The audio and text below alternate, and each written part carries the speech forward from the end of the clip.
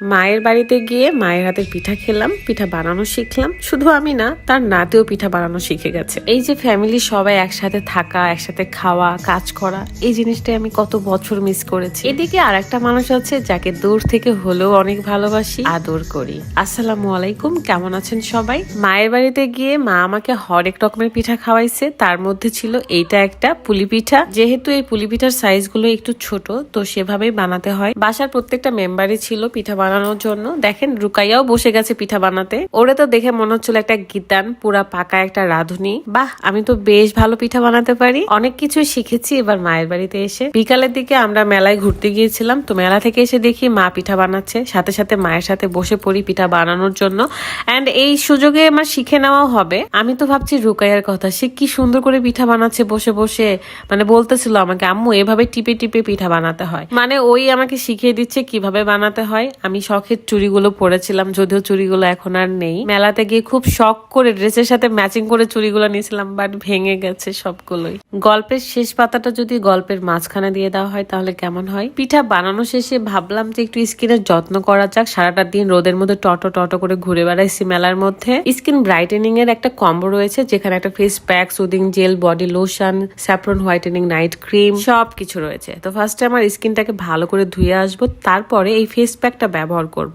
এটা ব্রাইটেনিং এর জন্য এত ভালো কাজ করে। Beauty by Sony Facebook page থেকে আমি স্কিন ব্রাইটেনিং এর এই কম্বোটা নিয়েছিলাম। পেজটা ক্যাপশনে দিয়ে রাখবো, অবশ্যই চেক করে নেবেন। মাঝে মাঝে ফেস ওয়াশের বদলে আমি ফেস প্যাকটা ব্যবহার করি। দেখেন কত সুন্দর লাগতেছে আমার স্কিনটা।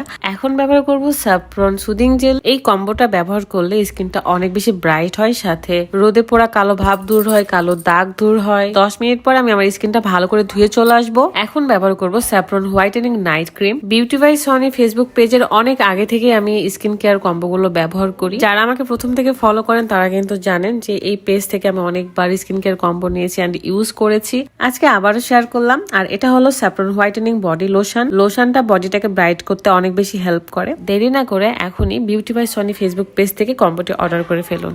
চলেন পিঠা বানানোটা এখন শেষ করে ফেলি। তো অনেকক্ষণ ধরে মা আমি মিলে আমরা পিঠা বানাচ্ছিলাম, বাট রুকাইয়া তো কাজ বাড়িয়ে দিচ্ছিল।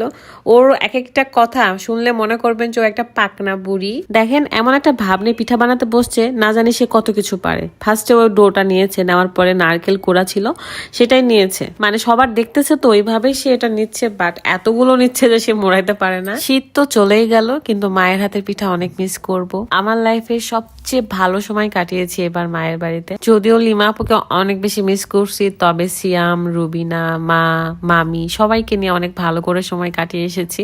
পরে আসার সময় রাদের জন্য অনেকগুলো পিঠা বানিয়ে দিয়েছে, নিজের হাতে যত্ন সহকারে পিঠা বানিয়ে দিছে।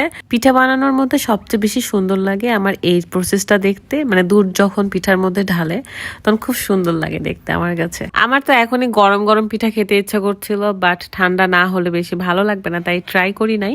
আর এদিকে দেখছি আমার লিমা আপুর অনেক বেশি মন খারাপ, কারণ আমরা সবাই একসাথে রয়েছি, একসাথে পিঠা বানিয়ে খাচ্ছি, বাট আপু সেটা পারতেছে না। তবে সবাই আপুর জন্য অনেক বেশি দোয়া করবেন। এই যে আপু আমাদের সাথে ভিডিও কলে রয়েছে, তো তাকে আমি আদর করে দিচ্ছিলাম, ভালোবেসে দিচ্ছিলাম। দেখেন বাচ্চাদের মতো কোলে নিয়ে ও ও ও এমন করতেছিলাম আর কি। আমার আপুর জন্য একটি স্পেশাল দিন আসতে চলেছে।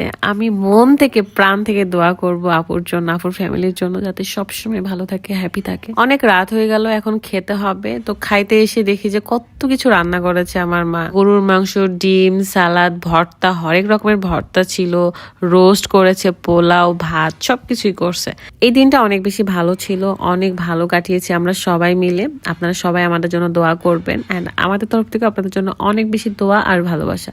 আজকের মতো বিদায় নিচ্ছি, ভালো থাকবেন সবাই, আল্লাহ হাফেজ।